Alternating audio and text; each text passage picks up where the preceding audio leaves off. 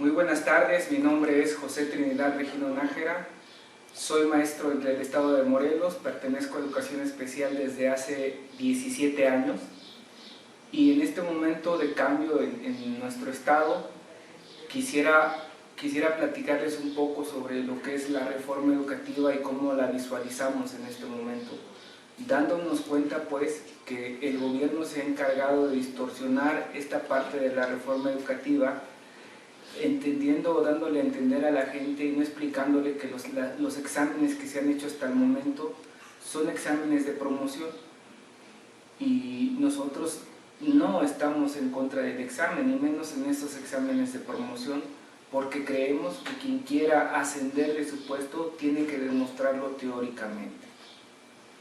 Nosotros lo que sí ponemos un poquito de ojo es en algo que se llama examen de permanencia, y es en el que hasta el momento el gobierno estatal y el gobierno federal han querido confundir a la población.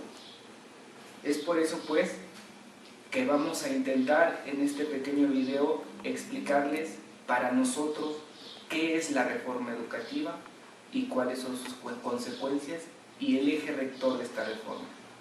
Afirmo que esto no es una reforma sino una contrarreforma, porque cuando hablamos de reforma hablamos de una serie de cambios y modificaciones constitucionales que amplían el marco de los derechos. Y en esta reforma se está dando marcha atrás en las conquistas fundamentales y en el terreno de la educación pública. Se está abriendo pues el camino a la privatización.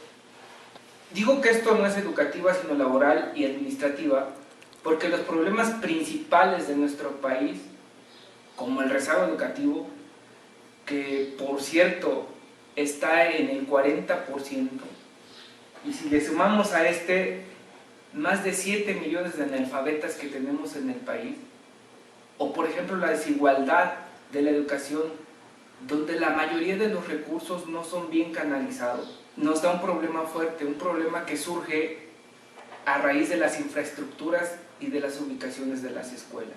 Pero estos problemas no se tratan. En cambio, se hace crear un régimen privativo para los maestros al margen del apartado B, es decir, se le pone un parche al artículo 3º de la Constitución. La pregunta es, ¿por qué el maestro morelense está en contra de la reforma? Consideramos dos aspectos fundamentales. El primero habla de que el Estado tendrá que garantizar la calidad en la educación, pero en el Estado no define qué entiende él por calidad en la educación. Y cuando la reforma hace, o cuando se hace alguna referencia sobre la calidad de la educación, ellos nos hablan de mediciones. Por lo tanto, nosotros inferimos que se entiende por calidad como el éxito, el logro, el desempeño en los exámenes. Es decir, una reforma para promover la medición estandarizada de los maestros, de las escuelas y de los alumnos, y que no ofrece perspectivas en términos de qué es una buena educación, a pesar de que el artículo 3º tiene una serie de párrafos donde describe cómo tiene que ser la educación.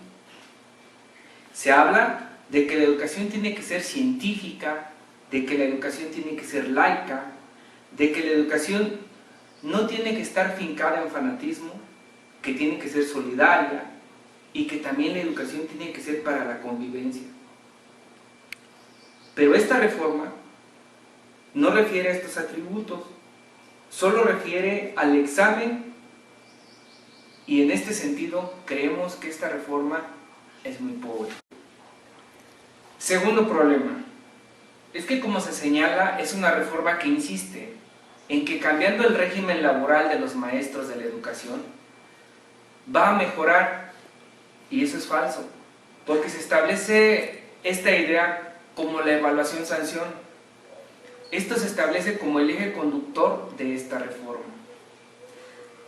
Se les olvida que la mejora educativa fundamentalmente es el compromiso de los docentes cuando participan en los procesos de autonomía para definir los problemas que se tienen y se aportan soluciones. En ese momento se construyen consensos pedagógicos para poder ayudar a nuestras escuelas. En el estado de Morelos, en educación especial, donde yo pertenezco, estos espacios se llamaban foros técnicos pedagógicos, pero a partir del movimiento del 2008, estos foros se perdieron.